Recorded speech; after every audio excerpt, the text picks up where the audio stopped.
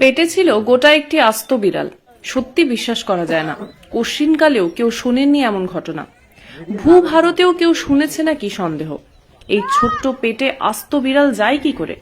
এইসব হিসেব যখন মিলল না, তখন চোখে দেখেই তা বিশ্বাস করুন। ঘটনা চন্দ্রকোনা থানার মাড় গোপালপুরের। এই কয়েকদিন আগে যেখানে বাঁশবাগানের গুড়ের নাদার ভিতর জোড়া গোখরো বসেছিল, সেখানকার ঘটনা। সেখানকার জোড়ার একটি ধরা গেলেও একটি পালিয়ে গিয়েছিল। সেই বাঁশবাগান থেকে 200-250 মিটার দূরে কয়েকটি বিড়াল খেলছিল এক ব্যক্তির শাক সবজির বাগানে। গরু ছাগল থেকে রেহাই পাওয়ার জন্য শাক সবজির বাগানটি জাল দিয়ে ঘেরা ছিল। বিড়ালগুলি খেলতে খেলতে এমন আর্তচিৎকার শুরু করলো, তা শুনে ছুটে এসে লোকজন যা দেখলেন তার জন্য প্রস্তুত ছিলেন না তারা। শাকসবজির বাগানে শুয়ে আছে প্রকাণ্ড এক গোখরো। বিশাল তার ফনা, পেটটি বেঢপ মোটা, নড়ার ক্ষমতা নেই। এদিকে একটি বিড়ালকে দেখা যাচ্ছে না। কারোর আর বুঝতে সমস্যা হলো না বিড়ালটিকে খেয়ে নিয়েছে এই প্রকাণ্ড সাপটি। সাপ ইঁদুর খায় জানা ছিল, ব্যাঙ খায় জানা ছিল, কিন্তু আস্ত বিড়াল খায় কারোর তা জানা ছিল না। খবর যায় বন দপ্তরে। ওয়াইল্ড লাইফ রিকভারি টিম ঘটনাস্থলে আসে। প্রকাণ্ড ফনা লকলকিয়ে ছোবল দিতে উদ্যত ছিল গোখরোটি, তবে অলার শরীর নাড়তে পারছিল না। প্রচুর লোকজন জমা হয়েছিলেন এই বিরল দৃশ্যের সাক্ষী হওয়ার জন্য। তাদের সবার সামনেই আস্ত বিড়ালটিকে উগড়ে দিল সাপটি। ব্যুরো রিপোর্ট, আমি সংহিতা শিরোমণি, স্থানীয় সংবাদ।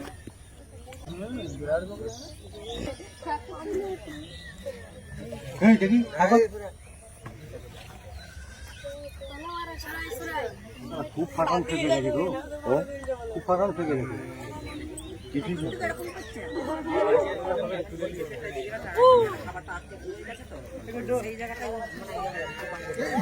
তিন হরি হয়ে গেল।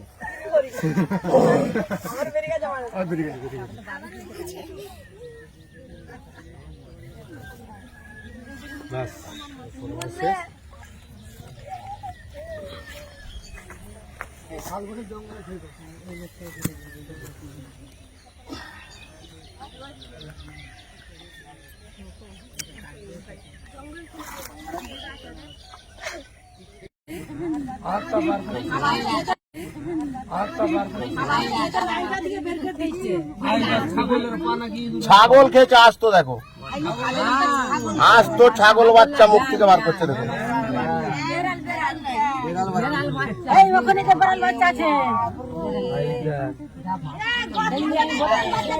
এটা বেড়াল না ছাগল, আজ তো বেড়াল খেয়েছিল, দেখো গোটা বাচ্চাকে খেয়ে নিয়েছে। তাই বলে আর কতটা ক্ষমতা চিন্তা করো।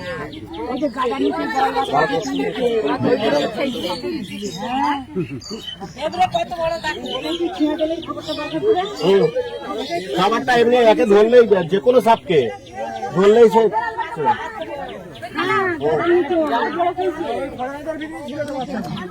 বেড়াল বাচ্চাকে পুরো খেয়ে নিল।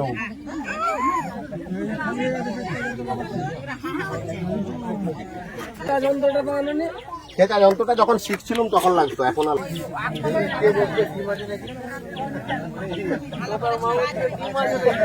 আমাকে যতবার সাপে কেটেছে ওই খোলের জন্য। হ্যাঁ, 19 বার খেয়েছে, 19 বার। এ দেখুন, এর উল্টো দিকে একটা এস আকৃতি আঁকা আছে, গরুর খুরের মতো।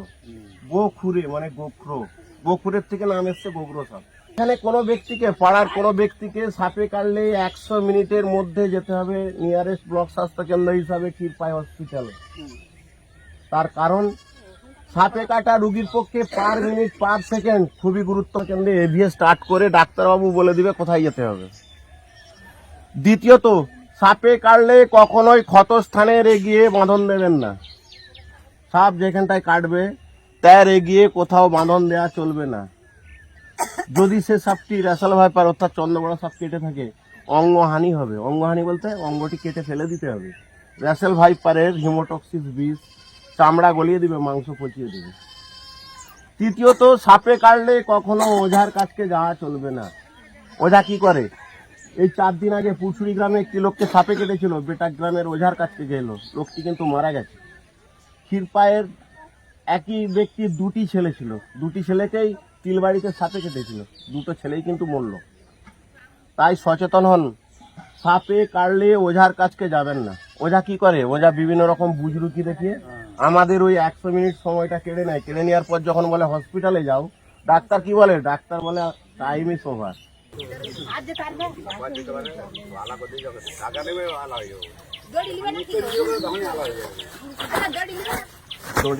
বই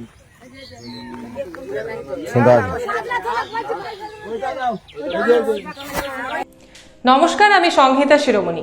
ঘাটাল মহকুমার সমস্ত খবর সঙ্গে সঙ্গে পেতে হলে আমাদের স্থানীয় সংবাদের ইউটিউব চ্যানেলটি সাবস্ক্রাইব করুন এবং ফেসবুক পেজটি লাইক করুন।